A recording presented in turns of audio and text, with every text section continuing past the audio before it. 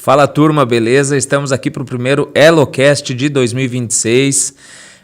Esse nosso podcast que a gente traz nossos amigos, nossos parceiros, clientes da Elo Business Hub para falar um pouquinho de negócio, falar de empreendedorismo, falar da vida real como ela é atrás dos negócios. E no episódio de hoje, primeiro de 2026, eu trago um amigo meu de longa data, cliente de longa data também da nossa empresa, que vai contar um pouquinho da história. Então tá comigo aqui hoje o Hernani, que é sócio-diretor da Nani Comunicação Visual.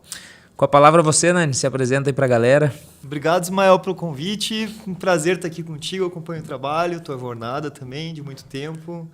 Privilégio de seguir contigo aí na jornada como amigo, como cliente e agora aí como convidado da EloCast. Legal. Já são, tava falando até antes aqui de começar, né, que já são 15 anos, né, cara, trabalhando juntos. A empresa tem muito mais tempo que isso, né, até vou pedir que você comente um pouquinho com o pessoal sobre a história da empresa. Mas 15 anos não são 15 dias, né, bicho? É coisa pra cacete, muita história. Jornada. É uma jornada. E além disso, tem a vida pretérita da amizade também, desde jovem, né? Legal. Nani, cara, vamos direto ao ponto aqui, começando. Quero que você conte um pouquinho pro pessoal a história da Nani. Quando que ela começou, Tá o que ela faz. Perfeito. Fica à vontade para falar aí da empresa. Perfeito, então. A Nani Comunicação Visual, uma empresa que atua no segmento da comunicação visual mesmo. Ela nasce lá nos meados dos anos 70, onde tudo era no pincel ainda. Não existia adesivo, nem máquina, nem empresa, nem galpão. Existia o meu falecido pai e a vontade de empreender em alguma coisa, né? Então, naquela época, Ismael, era tudo realmente no pincel, assim. Então, os primeiros produtos da Nani foi pintura de badana de caminhão nos postos. Aí ia lá com uma latinha de tinta, com um pincelzinho. Badana é aquele trem que vai atrás? Aquela proteção das rodas ali, né? Então, o pessoal foi gostando, ele foi fazendo mais disso, foi para a rua, começou a trabalhar com pintura de fachada, logo viajou bastante pintando, resolveu abrir um negócio dele, começou a trazer colaboradores junto, então...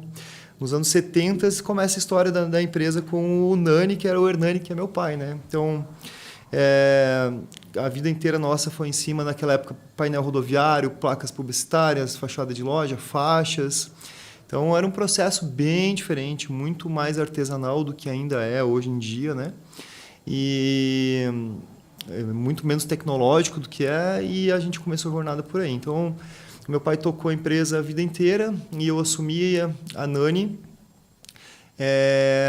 há 15 anos atrás, que eu voltei, né, para assumir a empresa. Mas que eu trabalho na Nani desde que eu nasci praticamente, porque a minha casa era junto com a empresa e eu me criei no meio das placas, né? Então, mais no começo, quando criança, ali com uns 12, 13 anos, mais atrapalhava que ajudava lá, mas eu estava lá presente. Então, eu estava lá em alguns momentos marcantes, assim, quando chegou o primeiro computador na empresa, eu que assumi quando chegou o primeiro plotter de recorte. Então, isso eu tinha uns 12, 13 anos de idade, mais ou menos 14 anos, e eu comecei a tocar essa operação de fazer os layouts, de imprimir, né? E nessa época também foi a época que a gente estava se descobrindo o que fazer, de vestibular e tudo mais, né? E eu já trabalhava na Nani, já trabalhava com criação, sempre gostei muito, venho de uma família artística, todos os meus tios também pintavam como pintura artística, meu pai como pintura comercial e artística também. Não era o foco, o trabalho artístico, mas era o prazer de vida dele, né? Então, não poderia ser diferente, acabei optando por fazer design gráfico, fui para Joinville. Quando você fala de artístico, você fala em quadro, assim? Quadro, por exemplo, assim, naquela época que não tinha lona nem nada, tinha que fazer um portal de uma fachada, por exemplo, um portal de uma festa, lá da festa do Pinhão, lá de entrada lá. Uhum. Era tudo na mão, tinha que fazer as gralhas, os pinhão, a catedral, qualquer desenho artístico era na base do talento artístico mesmo, né? O pai pintava também quadros, assim, gostava muito do pincel, né? A terapia dele... Não chegava a ser comércio daí os quadros? Um pouquinho, mas não, nunca foi o foco, né?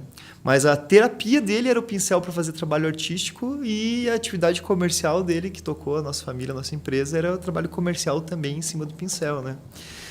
Então, daí eu fui para Joinville em 2005 estudar design gráfico e eu fiquei lá até 2011. Formei em 2010, ele fiquei mais um tempo, trabalhei em grandes empresas, em multinacionais, tive um conhecimento muito legal no mercado de trabalho em Joinville. A faculdade em si foi muito bom.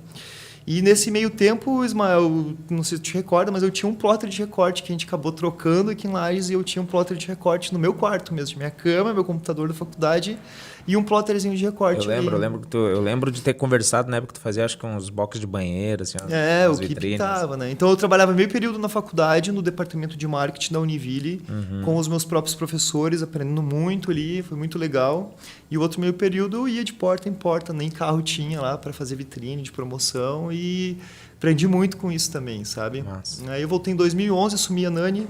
E nesse novo trabalho da Nani fazem 15 anos que a gente está aqui já. Tá, ô Nani, e deixa eu te perguntar, nesse gap 2005 a 2011, na verdade até antes, quando tu decidiu ir fazer design gráfico, tu já estava com a mentalidade de vir trocar a empresa depois, ou tu foi porque tu cresceu nesse meio e aproveitou? Qual que foi a... Lembra, assim, te recorda? Com muita clareza, Ismael. A frase foi o seguinte: você tem a faca e o queijo na mão. Agora você me perguntar o quê? Como assim, né? Eu tinha muita dúvida, porque meu pai faleceu nesse intervalo de tempo, foi né? Mesmo? 2008? 2017. 2007, perdão. Se não me engano, 2008, se não me engano. É. E daí a minha mãe ficou tocando a empresa. Tínhamos 2 colaboradores apenas e mais a mãe, né? E eu estava bem enganjado, estava com um salário bom, eu estava viajando o Brasil todo numa empresa que na época tinha mais de 1.000 funcionários, da Dinamarca, era uma empresa chamada Danica. Se alguém de lá esteja me vendo, muito obrigado aí pelo tempo de trabalho, pelo que é o aprendizado. Então eu estava muito bem, estava morando bem, estava bem encaminhado e eu resolvi voltar a Lages para assumir a nossa empresa, porque eu já imaginava, Ismael, que eu voltaria em algum momento.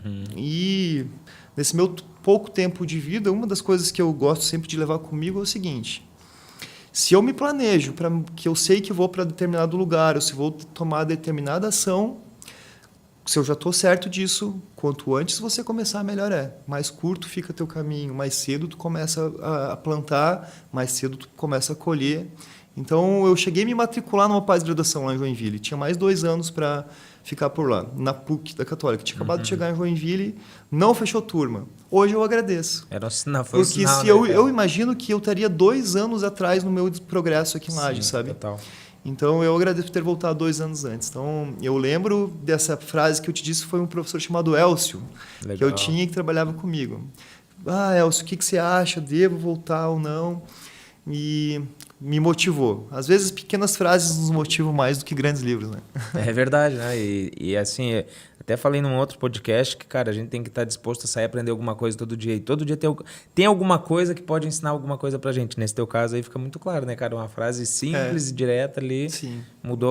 Praticamente mudou a rota da tua vida, né? Porque era uma pessoa que eu tinha referência, que ele me via como profissional onde eu estava, era um colega também, né? Então, bacana. Dele foi bem... serviu o chapéu na época. Legal. Deixa eu aproveitar e fazer essa conexão, então. Tu vem pra cá pra tocar a Nani, que ela nunca deixou de existir, né? Mas ela estava sendo administrada pelo tua mãe e 2 colaboradores, tu falou, né? O meu pai, a jornada do meu pai, ele sempre foi um cara da produção, Ismael. A gente nunca teve um administrativo muito arrojado, nunca tivemos crescimentos muito grandes ao longo da história, mas temos um patrimônio que vale muito, que é o nosso nome da Nani, né? Sim. Que hoje é uma das mais antigas do mercado lagiano, uma das pioneiras em diversas situações, né? Então, quando eu cheguei aqui, éramos 2 funcionários e eu costumo brincar que o valor que a gente tinha em caixa na empresa, hoje provavelmente é um valor de uma guia que eu pago aí de imposto. Então, foi plantando sementinha por sementinha. Realmente a marca já existia, mas não era um cenário muito positivo para nós. Inclusive era uma outra marca, né? Era. Essa marca aí foi reestilizada, né? Eu tive um lapso do tempo que eu decidi vir a Lages, voltar para Lages, e quando eu voltei de 1 mês, e nesse 1 mês, alguma das coisas que eu fiz foi planejar ações que eu imaginava que iria fazer na Nani. E começou pelo reposicionamento da marca. Mas eu pautei e tenho esse papel escrito até hoje do que eu gostaria de fazer, como eu imaginava. Algumas coisas seguiram na linha, outras coisas não. Assim, né? Não, é muito dinâmico também, né? Empreender é muito dinâmico. É engraçado que hoje em dia, né, a gente sabe do quanto é importância de a gente escrever, de planejar, de se autocobrar, para você poder se organizar em qualquer cenário, em qualquer lugar que tu esteja. Né? Total. Ô Nani, tu chega aqui para tocar uma empresa que teoricamente estava menor do que era, né? Se a gente pegar assim, um cenário quando teu pai estava no operacional, vivo, presente, ela se tornou um pouco mais encolhida, né? Tem razão de não ter o profissional-chave ali. Quando tu chega, quais foram os desafios que tu se deparou assim, cara? Agora eu tenho que tocar uma empresa, fazer uma empresa crescer. O que foi tuas primeiras tomadas de decisões? O que você implantou? O que você visualizou? Sim.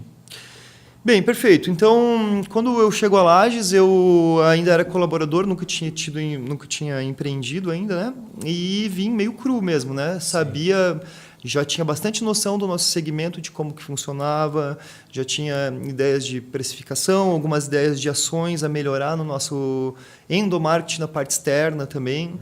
E o grande desafio, eu imagino que é a grande maioria da pessoa que está empreendendo agora, que é o aprender na dor, né?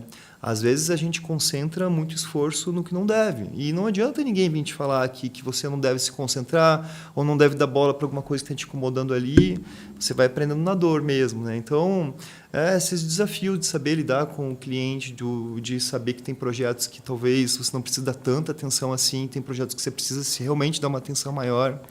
A formação de equipe é uma coisa muito complexa no nosso segmento, muito difícil ter mão de obra qualificada. E o principal de tudo, assim, que é os investimentos, né? O nosso mercado, a tecnologia, ela é muito... A cada ano tem novidade, se você não vir se reciclando com maquinários, com tipos de processos, com sistema, com gente que esteja disposta a aprender junto. Porque tu veja, Ismael, eu tenho funcionários que me viram chegar da maternidade. Eu tenho funcionários que eram no pincel que nunca tinham ouvido falar em adesivo, em lona, em ACM, em maquinário. Eles trabalhavam com teu pai e estão lá até hoje. E estão lá até hoje, me viram chegar na maternidade. Então, essas pessoas conseguiram se reciclar ao longo do tempo para vir se atualizando. E assim é a alma de uma empresa também, né? Você precisa constantemente estar em movimento. Porque o desafio é saber enxergar com nitidez, onde você tem que plantar, como esforçar. Eu sou uma pessoa muito... vamos dizer, muito segura na parte financeira, muito conservador na parte financeira. Então, às vezes, os meus processos de investimento são um pouco mais devagar. E não sei se tu vai te recordar, você participou em algumas tomadas de decisão ao longo da minha vida. Total. Né? Então, se tu lembrar, em algum momento, na minha primeira máquina que eu quis comprar, eu tinha dúvidas, mas era uma dúvida cega, tipo, não tinha dúvidas. Mas, às vezes, falta realmente um incentivo, que às vezes um pouco de confiança, segurança. E hoje em dia eu já entendi isso, né? Sim. Hoje em dia eu já entendi que você não tem como ficar atrasado no mercado. Você tem que comprar equipamentos novos, tu tem que profissionalizar a tua equipe, você tem que estar motivando todo mundo e senão não funciona. Legal. Eu vou entrar um pouquinho nessa gestão aí contigo daqui a pouco, mas eu quero ainda te perguntar sobre a empresa, sobre você chegar na empresa e ela ser uma empresa antes de você, né? Porque ela já existia, e ser uma empresa familiar. Como é que você trata isso? Como é que você tratou isso lá atrás? E como é que é hoje, 15 anos depois? Perfeito. Então,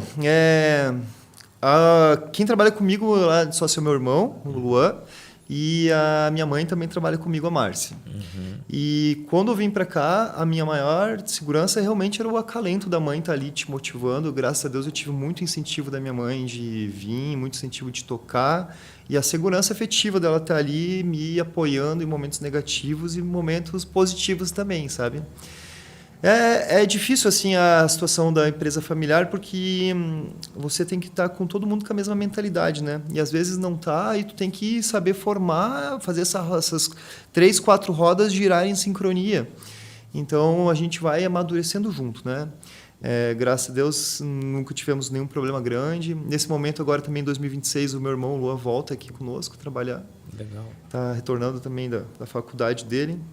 Mas os grandes desafios foram esses, de você aprender junto com o mercado. Desde a precificação, de fazer uma engenharia reversa de todos os materiais, o que a gente estava fazendo, o que dava para melhorar aqui.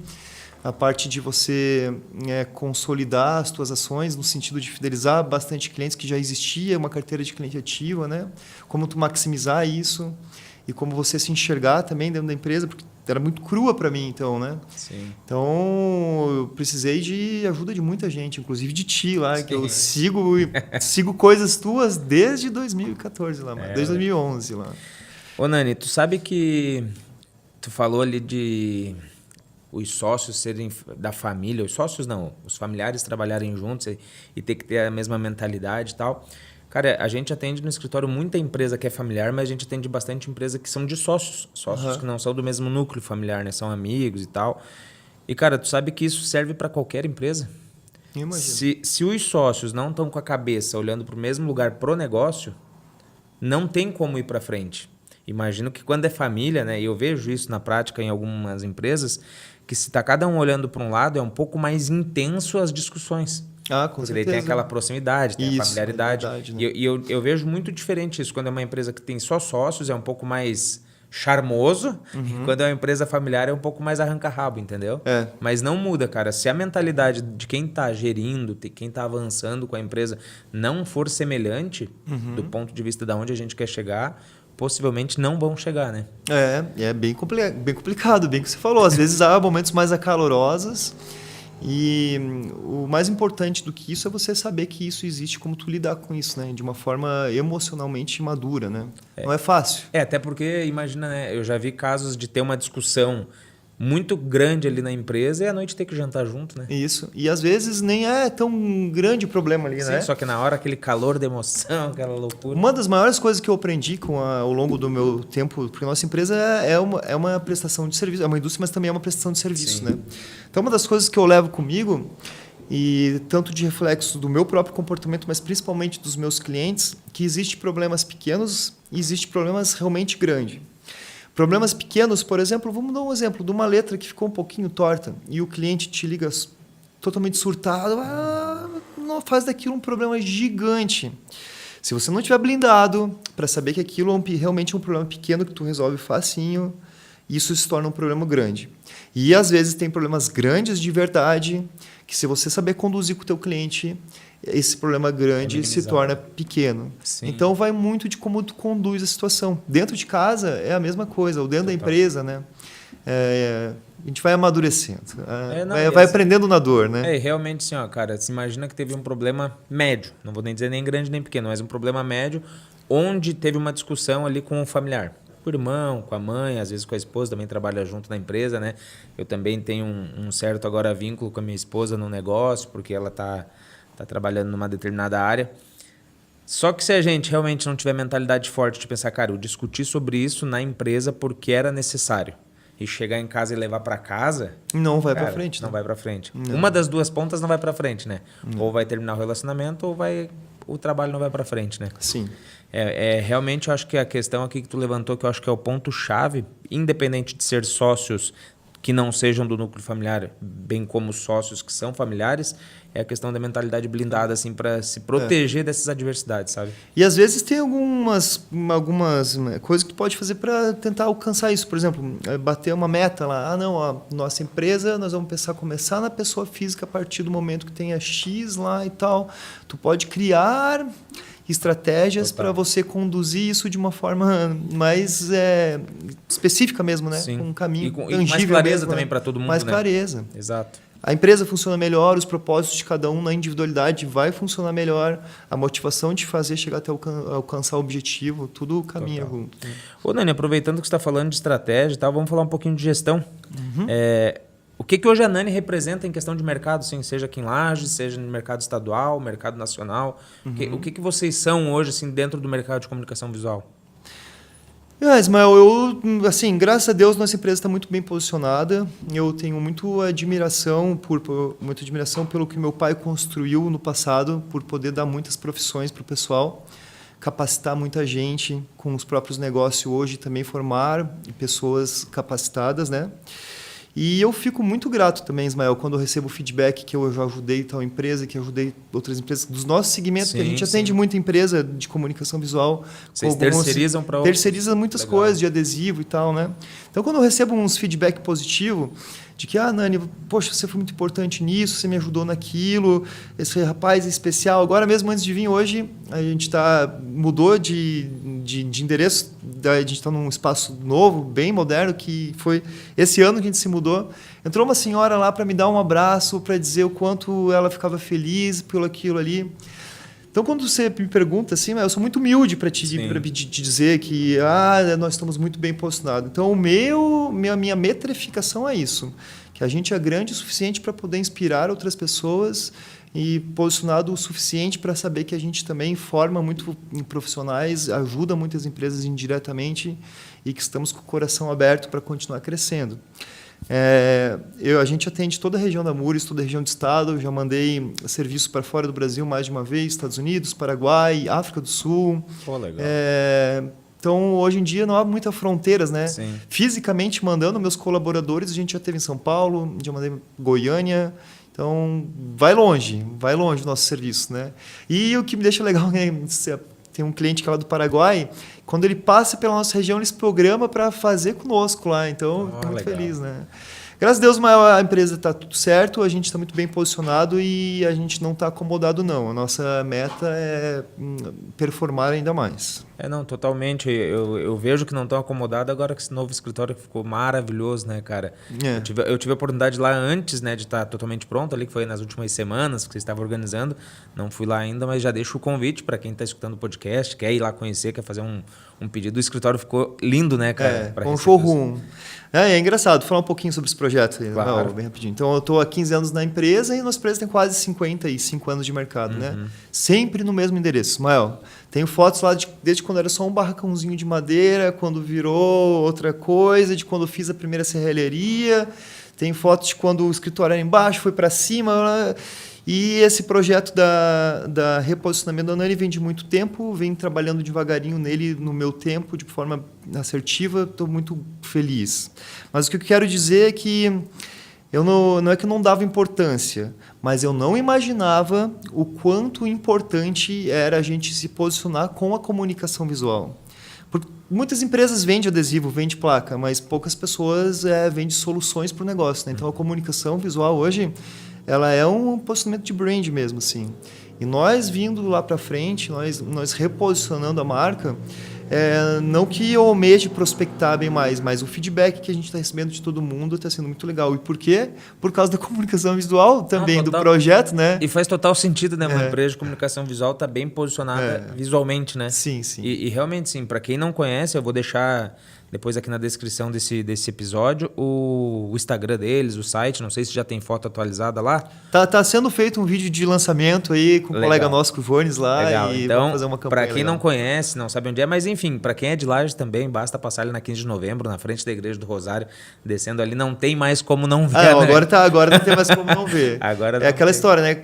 Casa de ferreiro, espeto de pau. Não é que os espetos eram de pau, mas é que a gente foi planejando isso para ficar bem desse jeitinho que tá. A obra está só 6 meses aparecendo ali, mas o planejamento já existe de muito tempo atrás. Né? Eu lembro até do pré-projeto de um barracão e tal, né? Foram alguns anos, né? Foi pelo menos uns 3, 4 anos estudando isso aí, né? Então é mais, né? Planejamento. E agora não é casa de ferreiro, espeto de pau, é casa de ferreiro, espeto de aço. De ACM e de aço. Não, tá sendo bem legal. Ficou um showroom muito bonito lá dos nossos produtos e estamos muito motivados com esse ano de 2026. Essa semana não, mas semana que vem eu vou dar um jeito de lá tomar um café. Deve ter café, né? Tem sim. Né? Pode ir. Deixa eu achar a pergunta aqui que eu me perdi. Olha só. Tu falou ali, me chamou a atenção, que às vezes você terceiriza produtos para alguns, às vezes chega um Ismael da vida lá, cara, só preciso plotar meu carro aqui, que é um projetinho pequeno, bem como pode chegar uma companhia multinacional e pedir uma placa gigante, um banco, eu sei que vocês fazem algumas cooperativas, gigante, aquelas fachadas gigantes. Como é que tu gerencia esses projetos dentro da produção, cara? Então, legal, Ismael, é uma boa pergunta. No passado, onde nosso quadro de colaboradores era um pouco menor, eu tinha eu queria atender todo mundo igual. Com a minha, o rapaz que fosse lá fazer uma placa de vendas e o cara que fosse fazer uma mega fachada, eu tento sempre atender todo mundo igual. A gente foi capacitando a parte administrativa, melhorando, e a cada pessoa, a cada máquina, ou a cada cantinho novo que a gente fez na empresa, parece que a gente não consegue dar um passo para trás, né? Tu sempre quer a mais ali. Então, graças a Deus, nossa equipe hoje lá com os nossos administrativos, com as meninas lá, né? Que são 2 moças que trabalham comigo no administrativo. E agora, com o retorno do Luan, a gente consegue subdividir para todo mundo ficar na mesma equalização.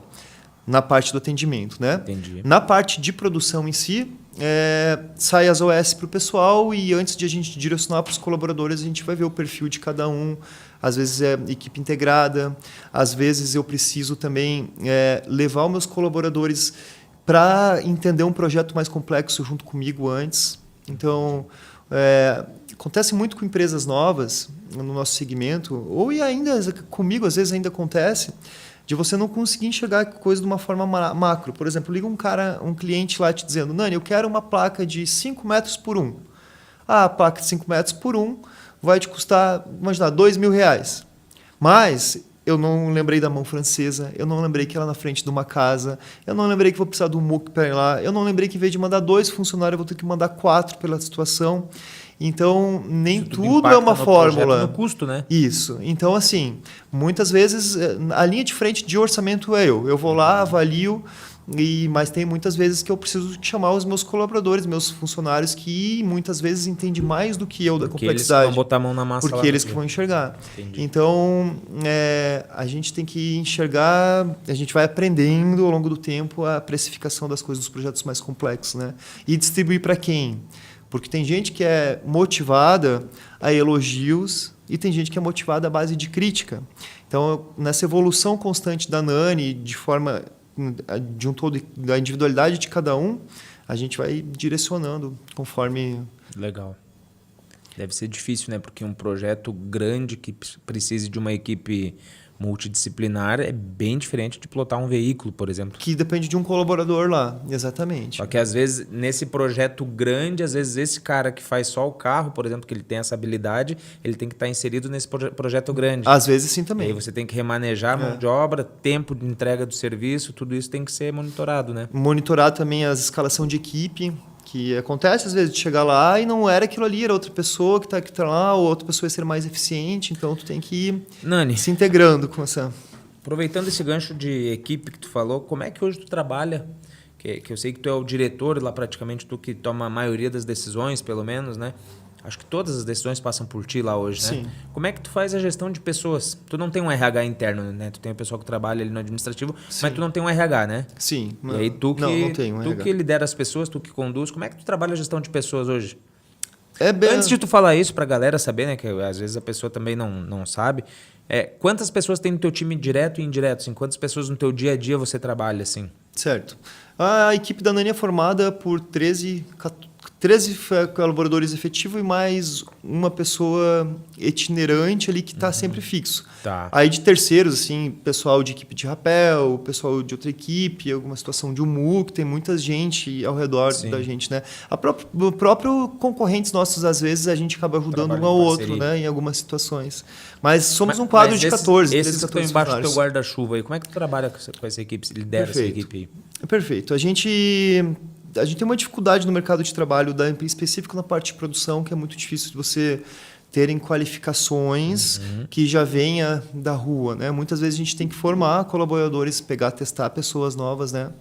E a gente tem outro desafio também, que é quem vai formar essas pessoas, né? Total. Então, muitos dos meus colaboradores da produção não têm essa qualificação de personalidade e de ter tempo de preparação, né? E a mim também é difícil. É muito difícil você qualificar a equipe. Então, a gente acaba trazendo recursos de fora. Essa reestruturação da empresa, de espaços, de organização, a gente tem melhorado muito. E agora também com esse novo colaborador, que é o meu sócio Luan, eu estou tentando aí fazer uma ponte entre produção e Nani, entre administrativo e produção. Eu penso, Ismael, que a melhor performance de um colaborador é quando ele vai se sentir bem lá dentro, né? Sim. Eu sei que eu tenho muita coisa para melhorar. Muita coisa mesmo. Até porque Toda empresa tem. Se não tiver, tá errado, né? Toda Se não empresa tiver, tá errado. Então, a gente tenta melhorar a situação deles todas lá e muitas vezes a gente tem que entender que cada colaborador tem um ritmo de vida diferente, e não um ritmo de vida, mas um ritmo de trabalho mesmo diferente, né? Cada um no seu tempo, alguns são muito mais perfeccionistas, outros são mais ágeis. E a gente vai tentando completar a equipe. Se está desfalcado, chama outra pessoa. Se não está tudo certo, tira a pessoa. Vamos tentar valorizar quem veste a camisa quem merece. E trabalhar com quem precisa ser trabalhado, né? Então... Ô, Nani, lá no escritório, cara, a gente atende, assim, a grande maioria dos nossos clientes são pequenas e médias empresas, né? Empresas que tem até 20, 30 colaboradores. E até a gente mesmo, né? A gente tem uma equipe hoje de 11 pessoas e, cara, essa dificuldade que tu falou de treinar uma pessoa, de ter gente qualificada, eu sinto que é uma dificuldade quase que de todo mundo, assim, sabe? Principalmente no quesito treinar gente nova. O Porque, tempo, assim, né? ou você busca no mercado alguém mais sênior, que a pessoa já chega, senta, trabalha e sabe o que está fazendo, né? No meu caso, senta e trabalha ela no computador, né? Mas no teu caso, já chega, já vai montar e já sabe trabalhar. Ou você vai ter que formar essa pessoa. E o que eu vejo também e sinto também na nossa empresa é que muitas vezes o tempo para treinar essa pessoa falta na pessoa que está dentro da empresa sobrecarregada de trabalho, né? Exatamente. E sem contar que tu já está pegando uma pessoa para resolver um tempo que você precisa, né? Exato. Então daí tu para outro tempo para qualificar essa. Exato. E muitas vezes essa pessoa também nem sabe o que vai, se firmar, se não vai. Exato. Né? E às vezes a pessoa, por exemplo, no teu segmento, né? A pessoa entrou ali para ser uma pessoa que vai instalar grandes projetos e ela é muito boa em fazer adesivo de pequenos projetos, né? Exatamente. E você só descobre ele no dia a dia, né? É bem difícil, né? E muito também da parte da personalidade da pessoa. Total, né? total. Tem que hoje lá na tua empresa tu tem assim um manual de cultura ou pelo menos compartilha sobre os principais valores que vocês têm? Como é que você trabalha essa informação com os colaboradores? Como eu cheguei na empresa e era uma empresa muito pequena, a gente foi construindo isso de uma forma conjunta, né? Temos muitas coisas para melhorar, Ismael, mas a gente talvez nunca esteja tão organizado. Mas, mais uma vez, né, a minha realidade não é um exemplo. Eu preciso melhorar muito no meu workflow lá da parte da dinâmica, né? Mas junto com o feedback de todo mundo e também com alguns espelhos de algumas conversas que a gente já teve. Sim. Então, não sei se tu vai lembrar, não sei se é hora de comentar também, mas tu me ensinou uma prática de pegar feedbacks dos colaboradores no que pode melhorar e tal. Eu tenho trabalhado com isso algumas coisas. Eu faço essa coleta de feedback, eu faço até hoje no escritório, cara. E é na coleta de feedback, eu não dou feedback pro cara. Eu só quero escutar o cara. É onde eu pego as maiores oportunidades de melhoria do negócio. Exatamente. Tá ligado? E sempre funciona. Fazia tempo que eu não fazia. Ano passado eu tinha feito fiz um final do ano, cara. Um monte de coisinha que no dia a dia a gente está tão focado ali, está focado em resolver problema do negócio, atender cliente, trazer faturamento para a empresa. E às vezes um detalhezinho, cara, que é, por exemplo, tirar essa plaquinha daqui e colocar mais para frente que já vai mudar Muda completamente, né? E a gente não vê. Então eu acho bem legal, eu trabalho com essa coleta de feedback até hoje e acho que é uma oportunidade bem massa para quem é empresário, para quem é líder, né? Primeiro o cara tem que ter esse perfil. Cara, eu tô aqui como um líder para ajudar meus colaboradores. Não estou aqui em cima de um pedestal para dominar esses colaboradores. E você, dá para ver que você tem esse perfil de colaboração com os colaboradores, né? Não é tipo, faz isso aqui e acabou. Não, eu caminho totalmente no oposto disso, Mel. Até porque eu já fui colaborador e a gente sabe que a gente precisa de motivação e tal, né? De verdade, eu tento ser o mais próximo possível da minha equipe, assim, no sentido não de ter uma amizade íntima, né? Sim. Mas de entender que eles são seres humanos assim como eu e que vai ter dias bons, dias ruins e que eles também têm muita coisa para contribuir comigo. Eu sei das frustrações do que a gente não consegue atingir, da mesma forma que a gente tem frustrações com que eles não conseguem alcançar a gente, né? Então, junto vamos crescendo, vamos crescendo. Legal. Ô Nani, vamos avançar aqui para uma parte onde eu quero ver de ti, quero que você compartilhe com a galera. Qual foi o maior erro que você considera que você fez ao longo desses 15 anos assim, dentro da empresa? Cara, eu acho que isso aqui errei demais. E qual a consequência disso? Assim, se tu lembrar de algum fato que, tipo, cara, isso aqui eu não devia ter feito, sabe? Um erro assim que você considera grave. Tem algum? Deixa eu pensar, você me deixou numa sinuca de bico agora. Assim, não, erro. Às vezes é um erro que não é gigantesco, mas você olha assim, putz, você não devia ter tomado aquela decisão. Sim. E qual o aprendizado que veio com isso, obviamente, né? Bem, os problemas estão para serem resolvidos, né? A gente precisa resolver. Sempre. Quando se fala de erro de produção, a gente continua errando quase todo dia. A gente tenta melhorar, né? Processo, né, meu? Processo. Erros de processos, né? Um grande erro da empresa que a gente fez. Economias bobas no começo que a gente não enxergava, assim, por exemplo, vamos economizar na lâmina de estilete, por exemplo, assim, né, e não entender que é o caminho oposto disso aí, né. Demorar a se fazer alguns investimentos, talvez eu tenha demorado para fazer alguns investimentos, mas não considero um erro grave. Erro de produção que, eu tenho na carta aqui vários para te dizer, né. Diga o que mais te impactou, assim, cara, esse erro aqui, ou perdeu o cliente, ou teve que refazer o projeto 3 vezes. Me conte um aí que... Às vezes a gente esquece de falar o básico, assim, sabe? De explicar que o básico, assim, por exemplo, vou dar um exemplo, assim, teve uma situação numa placa uma vez que o cara queria Bordeaux. Era uma sorveteria, eu acho que era. Tá. Era uma placa oval e era uma placa iluminada. E de dia ela ficava Bordeaux. Eu não tinha feito um teste daquele adesivo aceso. Aceso aquele adesivo Bordeaux ficou um rosa pink, literalmente, assim, sabe? E daí, eu não sabia, o cliente não sabia, acendeu a luz do negócio, no outro dia não estava tirando a placa. Então, assim, coisa de processo, né? A partir disso, eu aprendi que toda iluminação tu tem que validar com o cliente. É a situação também de aprovações, né? Erros ortográficos em projetos que tem, às vezes é simples de resolver, às vezes é difícil de resolver, né? Já erramos bastante nesse tipo de coisa, assim, né? E investimentos, assim, é uma coisa que eu aprendi também ao longo da Nani, é que eu não faço arquitetura, então eu tenho que chamar um arquiteto. Eu não sei negociar carro, eu tenho que chamar alguém para negociar. Eu não sei comprar terreno, eu tenho que confiar no meu corretor. Então, eu não sei instalar, por exemplo, um Windows no meu computador lá, eu vou chamar um técnico da informática. Esse tempo que tu perde, às vezes, querendo economizar em alguma coisa... Querendo saber fazer tudo? Querendo fazer tudo, tu tem que deixar na mão de gente qualificada. Total. Então, a gente já errou. A gente já teve situações de comprar um caminhão para a empresa, ter que esperar 1 ano para resolver a parte burocrática do caminhão, por confiar em pessoas que não devia se confiar. Entendi. Então, quando você for fazer investimentos de grandes valores, você sempre lembre que tu tem um contador por trás, que tu tem gente por trás de ti que você confia e que pode ajudar. Às vezes o mundo não é um mar de rosas, não. Não é. Ainda mais no mundo dos negócios, né, cara? É porque, assim, eu te conheço, né, pessoalmente falando, e te conheço na empresa. A gente é do coração bom. Mas confia, nem todo mundo é, nem velho. todo Nem mundo todo mundo é. Tem gente que tá na maldade. Mas não é por isso que a gente tem que desacreditar das pessoas. A gente tem que acreditar nos nossos instintos. Total. A nós mesmos, né? Total. E tu falou ali um negócio, né? Primeiro, todo erro traz um aprendizado. Tudo que você falou que errou, você já sabe como consertar, né? Então, vai burocratizando o todo negócio, erro né? traz um aprendizado. E outra coisa, todo problema tem que ser resolvido. Tem resolvido. E, cara, se não tem problema, não existe negócio, bicho. É. Tem até um livro do Chiniachik, não sei se tu já leu, é aquele Problema Zoba. Cara... Que bom que tem coisa para resolver, exatamente. né? Vou falar do meu segmento, Nani. Reforma tributária. Reforma tributária me trouxe mais 8 anos de trabalho garantido, bicho. Porque essa transição da reforma, todo empresário vai estar com o cabelo em pé precisando de uma contabilidade, de um contador, de uma consultoria, entendeu? E tem gente que visualiza assim, meu Deus, reforma tributária, eu vou abandonar. Entendeu? Então, assim, problema é para ser resolvido, total. Você se diferencia nisso, né? O quanto tu quer resolver. Aquela ditado clássico, né? Se tu me vem com um problema, já me traz 3 soluções, né? Exatamente, cara. Então, a pessoa que concentra o problema realmente só no problema e não na solução, ela vai ficar nadando contra a corrente. Total, né? total. E não vai para frente, bicho. As adversidades estão todo dia para a gente superar mesmo. Né? Para você que está escutando o podcast, se pensa em empreender, saiba que é problema atrás de problema e é assim que a gente cresce, né, Nani? Com certeza. É assim. Nani, eu tenho um exemplo aqui, Mael, só para dar um conte. feedback desse aqui. Não vou falar quem, é uma pessoa muito próxima a mim, assim, né?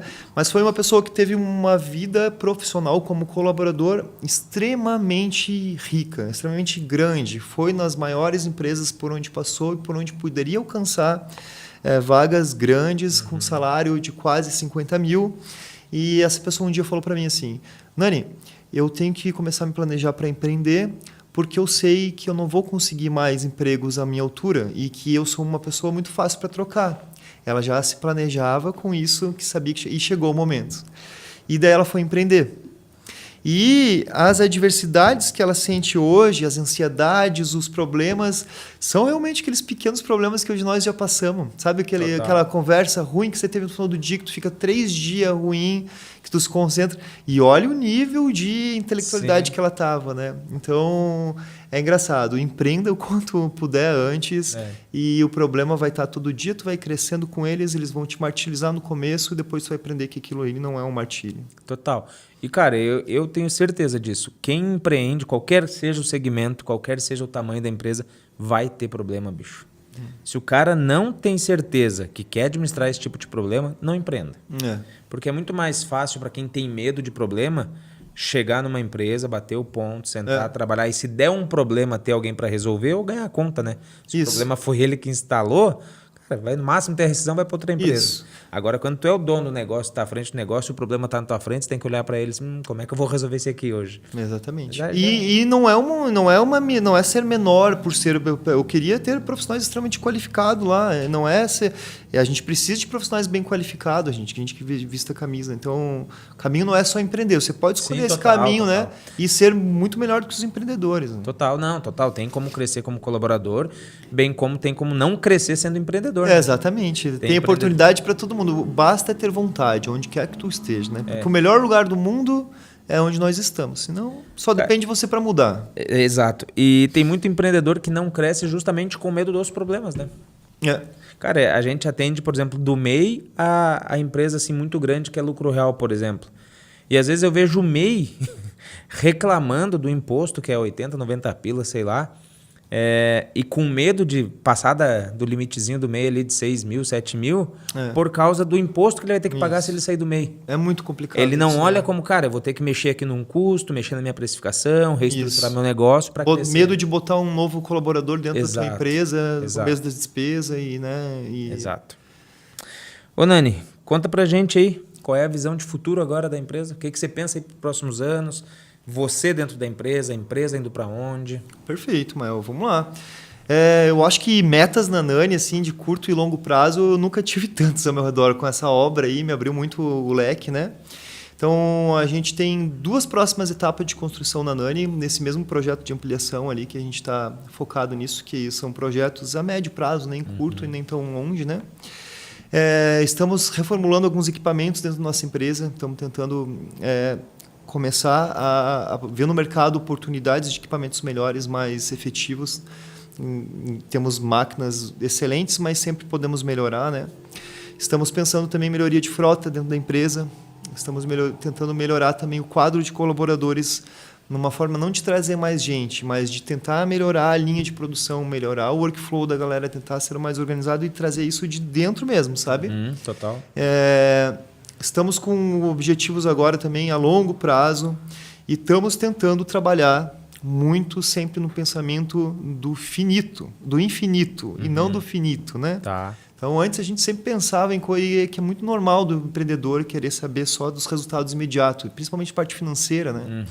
Então, a gente está tentando trabalhar com os nossos passos, tentando não pensar só em resultados imediatos, mas sim de tentar plantar coisas que se perpetuem, que a gente colha frutos para nós e, como a gente é uma empresa familiar, Mel, e para a prosperidade também. Né? Isso aí, ia te perguntar isso agora, cara, que eu nem estava aqui no meu escopo, mas agora aí, tendo herdeiros, né, na família ali, enfim, você hoje imagina a empresa perpetuando aí para o teu filho, por exemplo?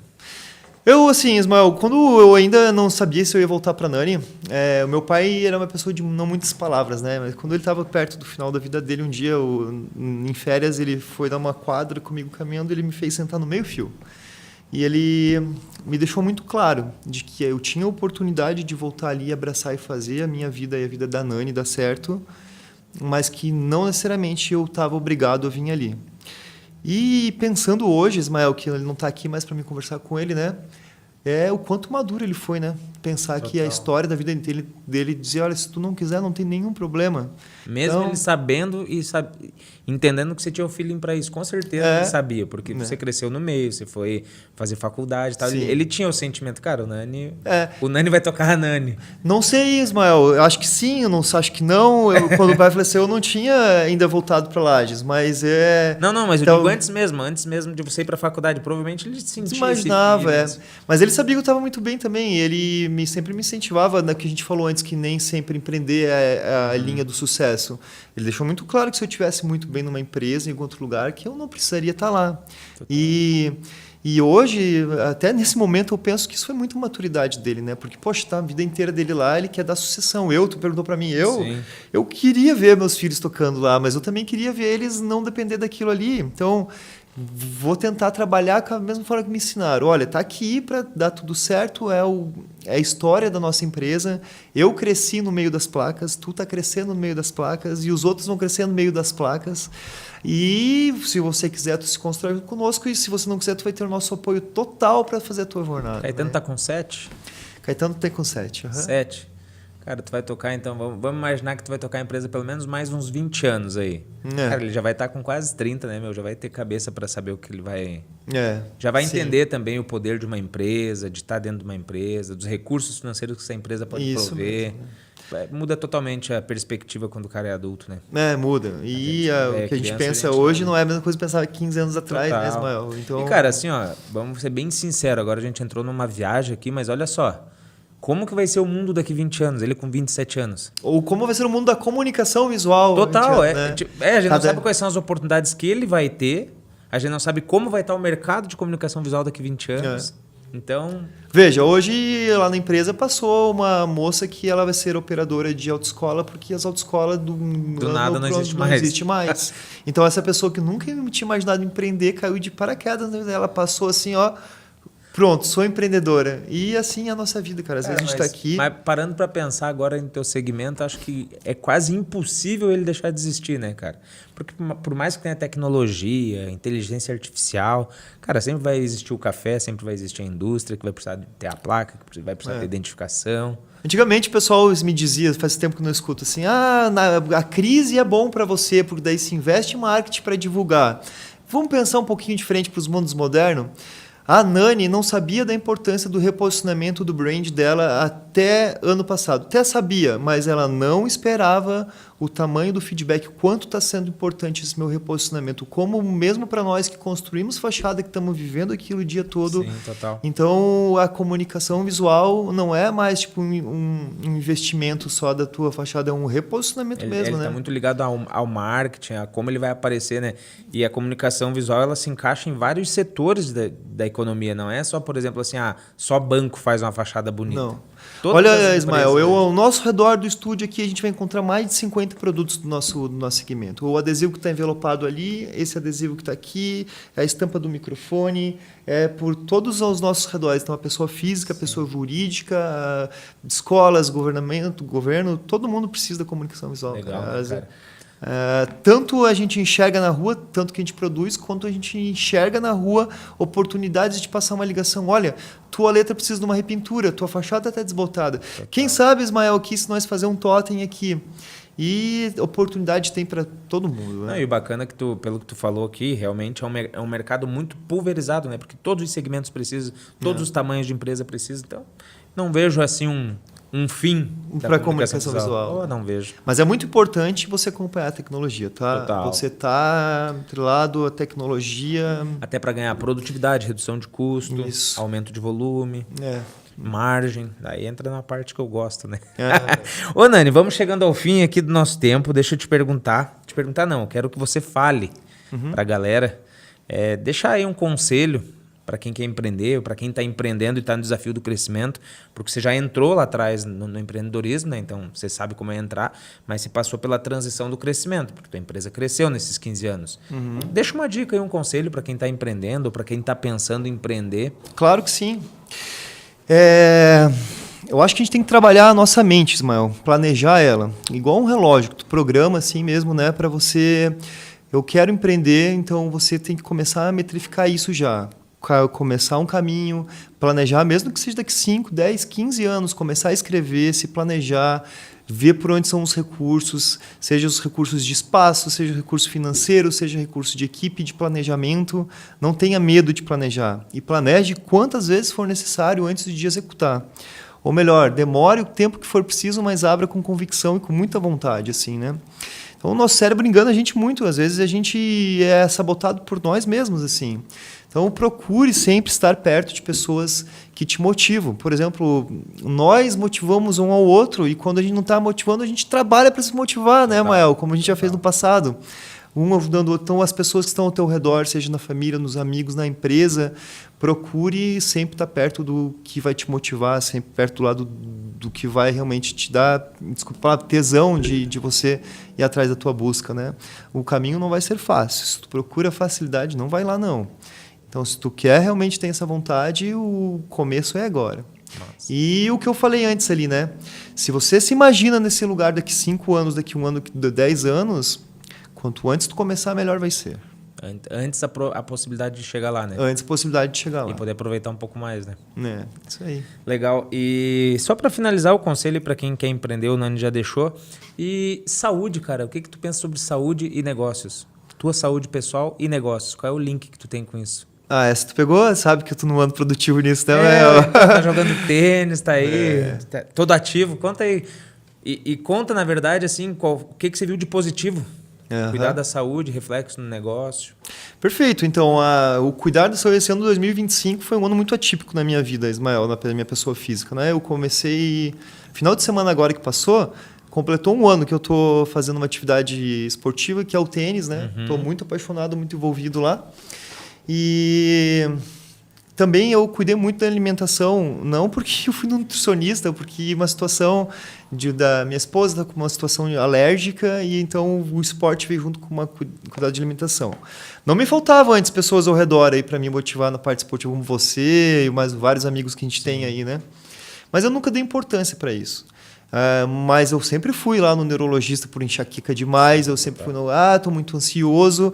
E é engraçado, né? Que tu vai no cardiologista, no pneumologista, no psicólogo, onde quer que seja, com alimentação boa, sono saudável e atividade física. Total. Cara, isso veio para mim de uma forma involuntária pela paixão que eu tive pelo tênis. Legal. E também pela situação.